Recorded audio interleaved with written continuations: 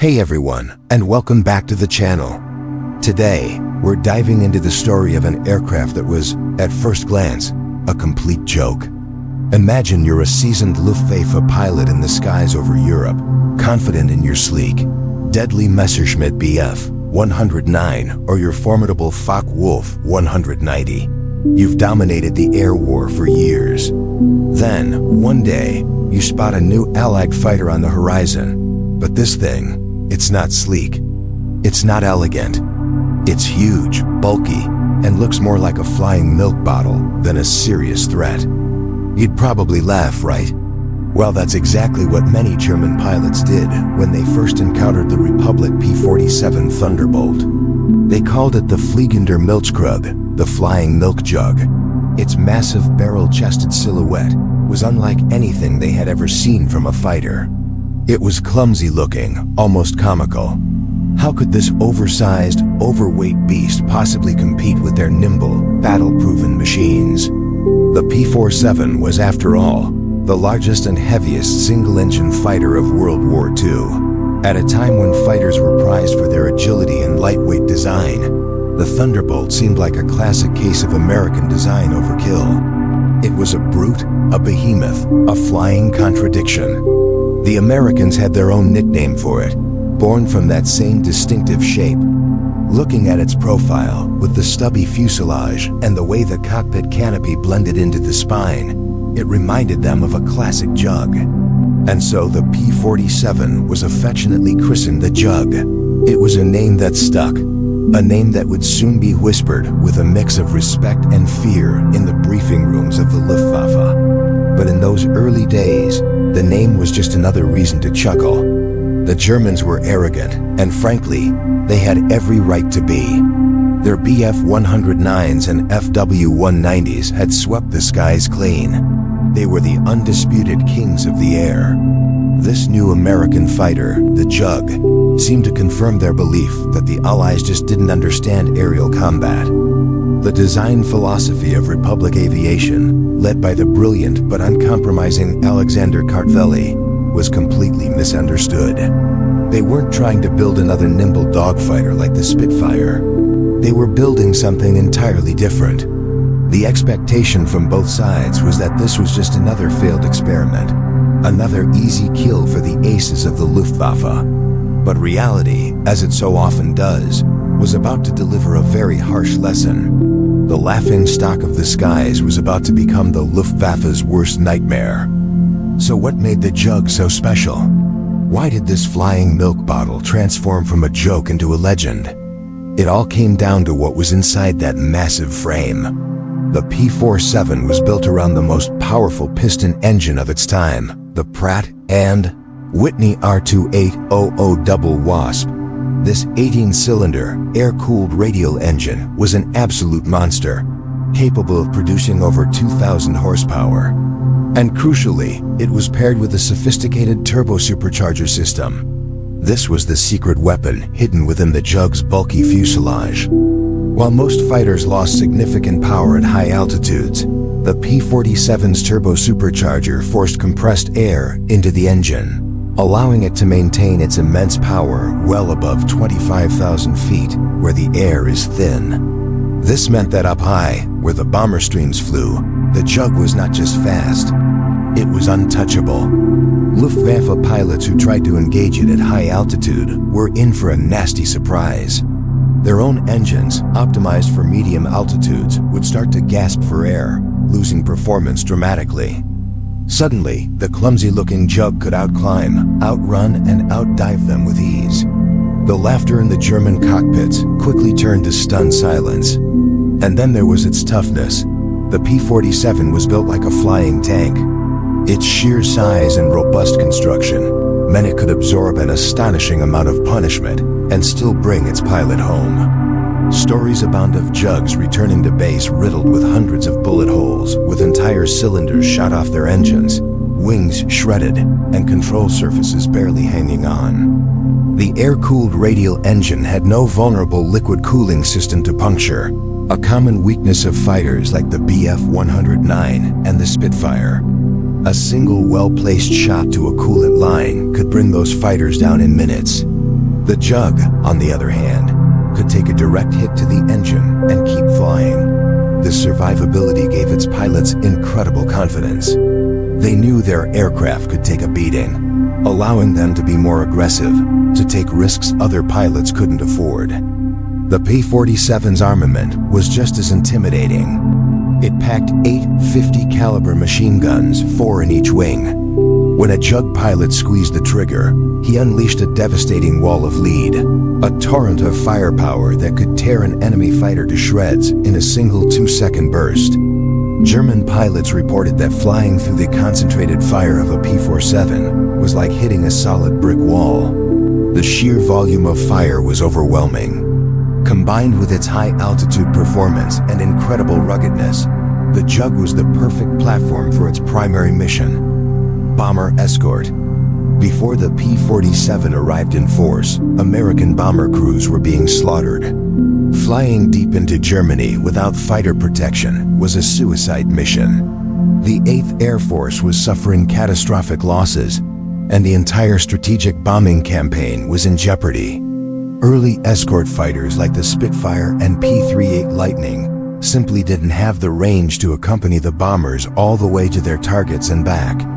This is where the Jug changed the game. Fitted with external drop tanks, the P-47 could fly with the B-17s and B-24s deep into the heart of the Reich. Now, when the Luftwaffe interceptors rose to attack the bomber streams, they were met not by vulnerable, unescorted bombers, but by swarms of heavily armed, high-performance Thunderbolts.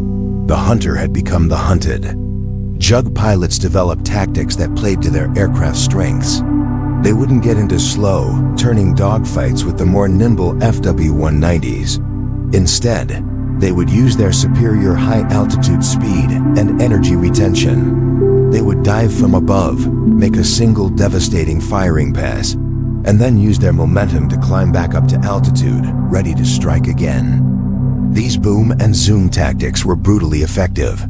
The psychological impact on the Luftwaffe was immense. The skies that were once their private hunting grounds were now lethal. Every mission to intercept the bombers became a desperate fight for survival.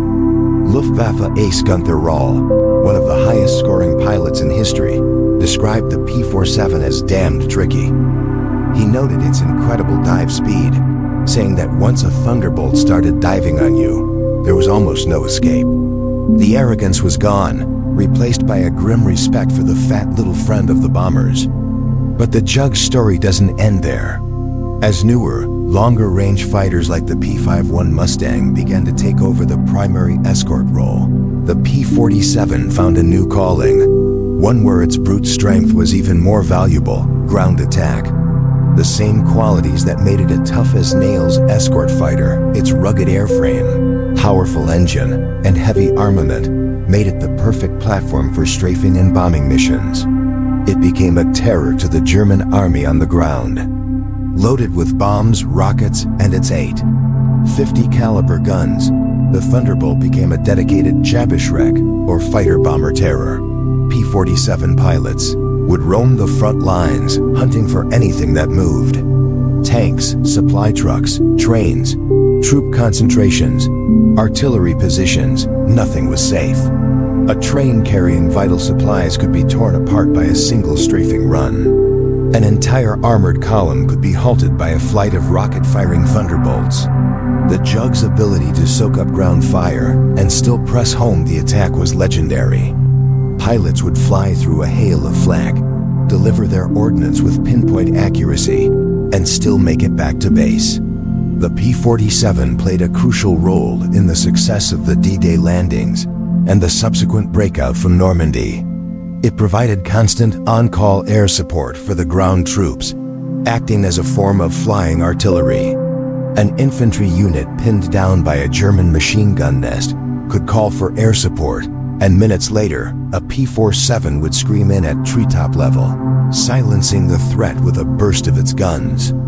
This close relationship between the ground pounders and the Jug pilots forged an unbreakable bond. The infantry loved the Thunderbolt, seeing it as their guardian angel in the sky. By the end of the war, The Republic P-47 Thunderbolt had flown over 500,000 sorties and had destroyed thousands of enemy aircraft, both in the air and on the ground. More P-47s were produced than any other American fighter model. It served in every theater of war, earning a reputation as one of the most versatile and effective aircraft of World War II. So the next time you see a picture of that bulky, barrel-chested fighter, remember the story of the flying milk jug. It's a powerful reminder that looks can be deceiving. The aircraft that the Luftwaffe laughed at became one of the key instruments of their defeat. It was a rugged, powerful, and incredibly deadly machine that protected the bombers, cleared the skies, and broke the back of the German army on the ground. From laughing stock to legend, the story of the P-47 Thunderbolt is a testament to brilliant engineering, raw power, and the sheer unyielding toughness of the mighty Jug. Engineering a monster, the 8-gun secret. The story begins with a radical idea. While other fighters were designed for agility and speed, the P-47 was engineered around one thing: overwhelming power. At its core was a revolutionary design philosophy. The designers, Alexander Kartveli and his team at Republic Aviation, envisioned a fighter that could take a beating and dish out even more. They weren't just building a plane, they were engineering a monster. And the secret to this monster's power?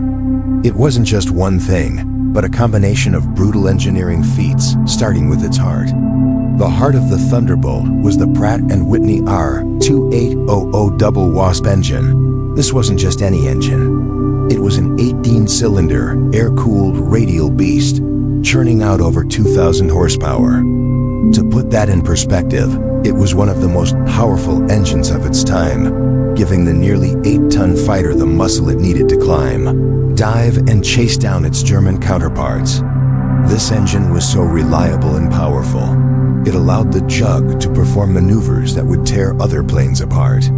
It was the brute force that made everything else possible. But what's power without punch? The P-47's real calling card was its armament.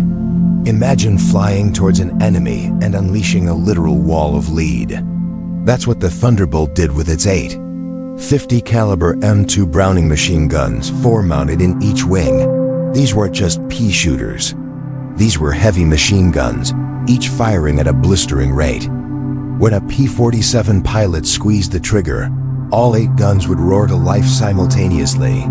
This wasn't just about having a lot of guns. It was about the devastating effect they had when fired together. This brings us to the concept of firepower density. The Thunderbolt could spew out about 100 rounds per second. Think about that. In a 1-second burst, a storm of heavy caliber bullets would saturate a target area. No aircraft of the era, not the FW-190, not the BF-109, could withstand that kind of punishment. The sheer volume and weight of metal hitting a single point meant wings were shredded, engines were destroyed, and cockpits were obliterated in an instant. It was this incredible burst mass that made the Jug so lethal. Enemy pilots who faced it and survived described it as flying through a solid sheet of steel. But the P-47's dominance wasn't just about raw power on a level playing field. It was about controlling the entire arena of air combat, especially the high altitudes where bombers flew. This is where another piece of genius engineering came in, the turbo supercharger. Tucked away in the belly of the beast, this complex system was a game changer. It used the engine's own exhaust gases to spin a turbine, which in turn compressed the thin air at high altitudes and forced it into the engine.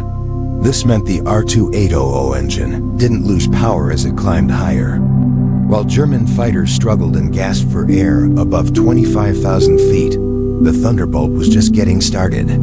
It could escort bombers all the way to their targets and still have the performance to fight off any interceptors. It truly owned the high skies. Finally, let's talk about those wings. They weren't just there to hold the guns. They were wings of steel, both literally and figuratively. The P-47's robust construction made it incredibly durable. It could absorb an astonishing amount of damage and still bring its pilot home safely.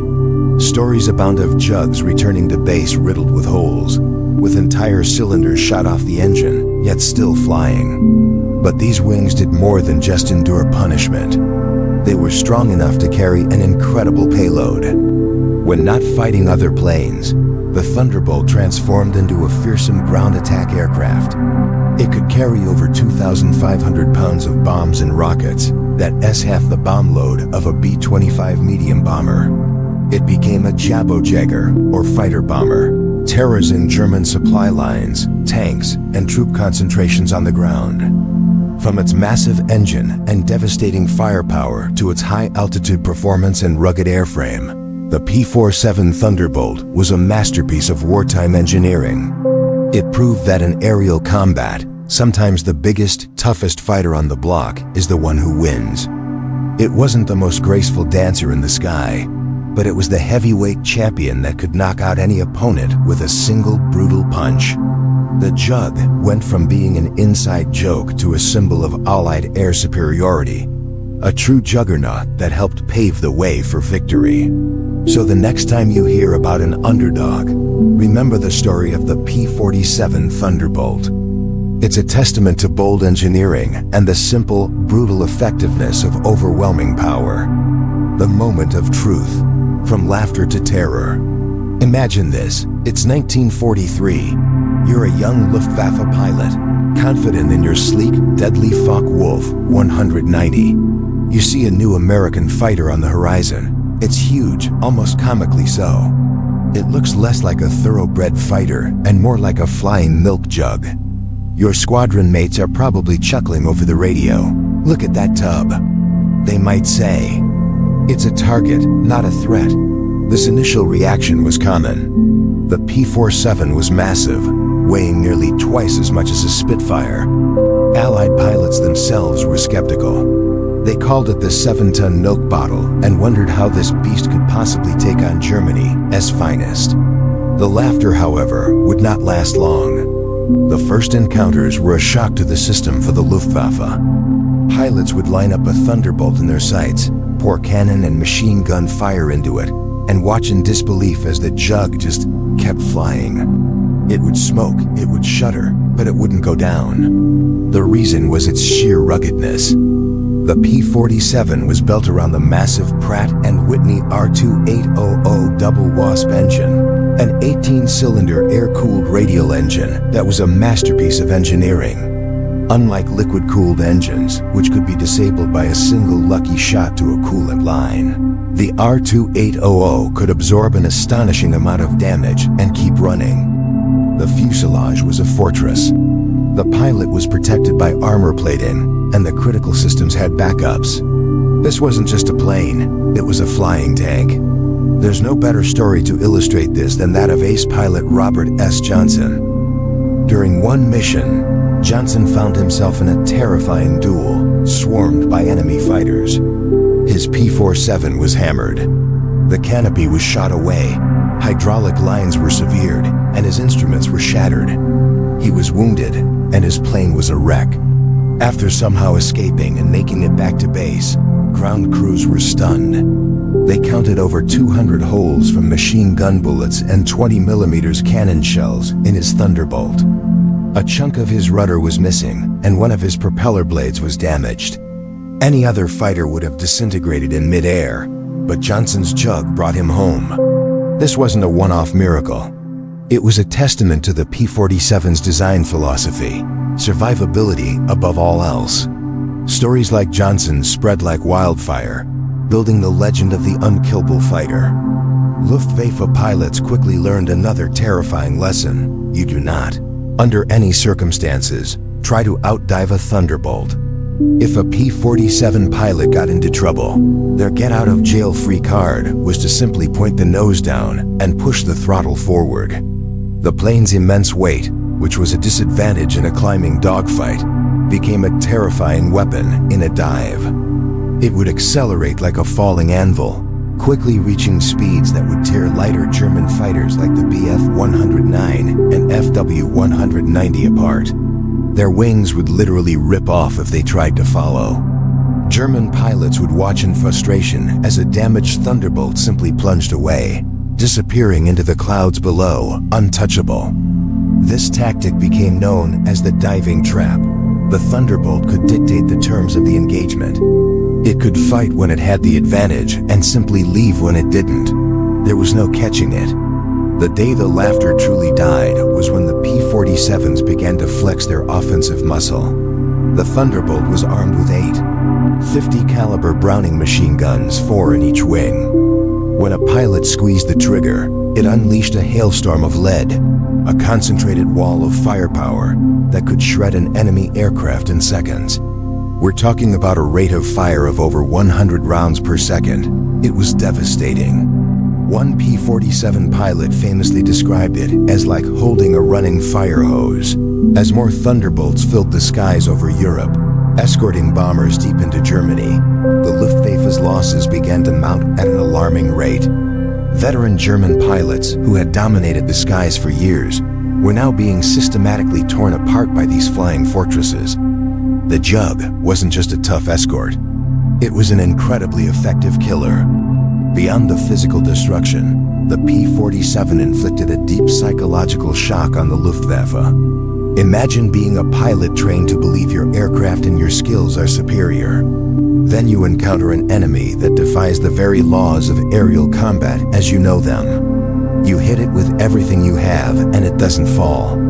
It outdives you with contemptuous ease. And if it gets you in its sights for even a second, it obliterates you. The confidence of the Luftwaffe pilots began to erode. The P-47 became a boogeyman, an invincible monster that seemed to absorb punishment without flinching. This psychological impact was just as important as the number of planes it shot down. It broke the enemy's morale. The laughing stock had become their worst nightmare. The sight of those big, jug-shaped fighters on the horizon now struck fear, not amusement, into the hearts of Germany's elite airmen. So from a subject of ridicule to one of the most feared and respected fighters of the war, the P-47 Thunderbolt proved that looks can be deceiving.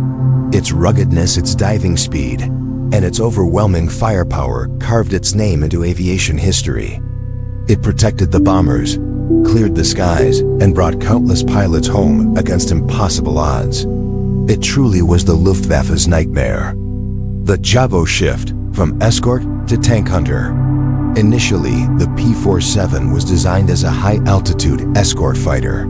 Its job was simple: protect the lumbering B-17 and B-24 bombers on their perilous journeys deep into Germany. And it did that job brilliantly.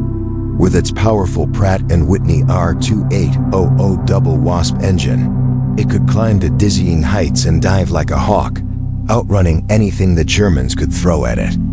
But as the war evolved, so did the Jug. The Allies needed more than just escorts. They needed a weapon to cripple the German war machine on the ground. This is where the P-47 found its true calling. The shift was from high-altitude dogfights to low-level ground attacks. The pilots, known as Jabos, a German term for fighter-bomber pilots, transformed the P-47 into a tank-busting, train-wrecking monster. This wasn't just a change in altitude. It was a change in mindset. Instead of dueling Messerschmitts among the clouds, they were now hedge-hopping, flying treetop level, staring down the barrels of German anti-aircraft guns. The Jug, with its incredible durability, was perfect for this dangerous new role. Its air-cooled radial engine could absorb an astonishing amount of damage and keep flying. Stories abound of P-47s returning to base with entire cylinders shot off, wings shredded, and tails barely attached. This ruggedness gave its pilots the confidence to go low and get dirty. Let's talk about firepower. The P-47's primary armament was 8 .50 caliber M2 Browning machine guns, 4 in each wing. That's a staggering amount of lead. When a Thunderbolt pilot squeezed the trigger, he was unleashing a hailstorm of destruction, firing over 100 rounds per second. Now, imagine what that does to a target on the ground. We're not just talking about puncturing metal. We're talking about kinetic annihilation. One famous gun camera sequence shows a P-47 strafing a German locomotive. The bullets don't just poke holes. They shred the boiler, causing a catastrophic explosion of steam and steel. It's pure, brutal physics. The train doesn't just stop, it disintegrates. This wasn't just about destroying one train. It was about severing the arteries of the German army, cutting off supplies, reinforcements, and fuel. Every destroyed locomotive was a victory in the war of logistics. But the machine guns were just the beginning. The Jug could also carry up to 2,500 pounds of bombs, more than some early light bombers. It could haul 500-pound bombs under each wing and another under the fuselage. And then there were the rockets. 10 5-inch high-velocity aircraft rockets could be mounted under the wings, turning the fighter into a flying artillery platform. A salvo of these rockets could obliterate a German tank, a fortified bunker, or an entire platoon of soldiers. The combination was terrifyingly effective. A Jabo pilot could drop his bombs on a bridge, then use his rockets on a column of tanks, and finally, use his 850 cals to mop up any remaining targets of opportunity. The P-47 was a one-plane wrecking crew. As the Allies prepared for the D-Day invasion, this ground attack capability became absolutely critical. The plan for Operation Overlord depended on isolating the Normandy beachhead, preventing German reinforcements from reaching the front lines. This is where the P-47s truly went to work, implementing a scorched earth policy against the German infrastructure in France. In the weeks leading up to June 6, 1944, and in the brutal battle for Normandy that followed, swarms of Thunderbolts roamed the French countryside. Their mission was simple: destroy anything that moved. They targeted bridges, railway junctions, and marshalling yards with pinpoint precision. They strafed truck convoys, turning vital supply routes into fiery junkyards. They hunted trains relentlessly, creating what pilots called the graveyard of the locomotives. The strategic impact was immense. The powerful panzer divisions that were supposed to rush to the coast and throw the Allies back into the sea were stuck. They were harassed from the air, day after day. A tank is a formidable weapon, but not when it's out of fuel, sitting on a flat car that's been strafed to pieces. The P-47s, along with other Allied fighter bombers, created a fighter-bomber desert around Normandy, a zone where German movement in daylight was suicidal. Imagine being a German soldier on the ground during this period. The sky, once a source of cover, was now the source of your greatest fear. The constant drone of Allied aircraft was a psychological weapon in itself. And when the distinctive silhouette of a P-47 Thunderbolt appeared on the horizon, diving low, it meant terror. There was nowhere to hide. Below the clouds, there was no safety. The Jug's pilots were relentless. They would strafe roads, fields, and even forests, looking for any sign of the enemy. A German officer, Friedrich von Mullenthan, wrote in his memoirs about the experience. He described how his units could only move at night and in small, dispersed groups. During the day, they were pinned down, paralyzed by the constant threat from the air. This wasn't just a physical battle, it was psychological warfare. The morale of the Wehrmacht crumbled under the relentless pressure of the Jabos. The P-47 had become the boogeyman of the German army. By 1944, the Allies had achieved something close to total air supremacy over Western Europe, and the P-47 Thunderbolt was a huge part of that equation. It had proven itself to be one of the most versatile aircraft of the war. It could escort bombers to Berlin and back. It could outduel the best fighters the Luftwaffe had, and it could descend to the deck to wreak havoc on the ground. More P-47s were built than any other American fighter, with over 15,600 rolling off the production lines. They flew in every theater of the war, from the freezing skies of Europe to the humid jungles of the Pacific. The story of the P-47 is a perfect example of how an underestimated design can become a war-winning weapon. It wasn't the prettiest or the most agile, but it was tough, powerful, and adaptable. It was exactly the right plane at the right time. From a high-altitude bodyguard to a low-level terror, the Jug did it all. It cleared the way for the Normandy invasion, strangled the German war machine, and broke the will of its soldiers. The laughingstock had the last laugh, carving its name into history not just as a great fighter, but as one of the most effective ground attack aircraft ever built. It truly was the Luftwaffe's and the Wehrmacht's worst nightmare. The giant's shadow, legacy of the Thunderbolt. The P-47 was born from the legacy of another giant of the skies, the P-35 Seversky, and the later P-43 Lancer. Its designer, Alexander Kartveli, envisioned a fighter that was big, powerful, and incredibly tough. When the Thunderbolt first appeared, many pilots scoffed. It was enormous for a single-engine fighter, weighing nearly twice as much as a Spitfire. They called it the Jug because its fuselage resembled a milk jug. Some even joked that its pilot could take cover behind the engine block during a dogfight.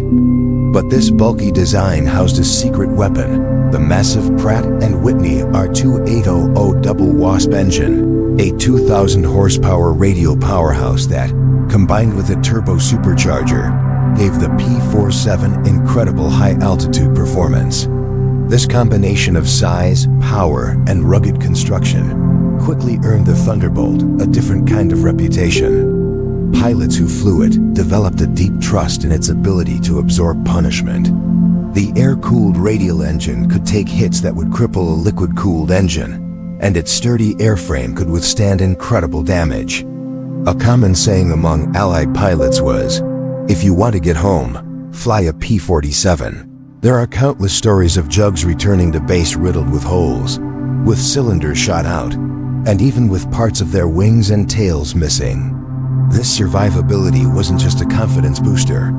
It saved the lives of hundreds, if not thousands of pilots.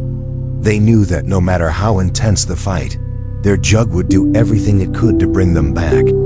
Now you can't talk about American fighters of World War II without mentioning the P-51 Mustang. The debate over which was better, the P-47 or the P-51, is a classic. Let's break it down. The P-51, with its laminar flow wings and Merlin engine, was the undisputed king of long-range escort. It was sleek, fast, and had the legs to accompany bombers all the way to Berlin and back. The P-47, especially early models, had a shorter range.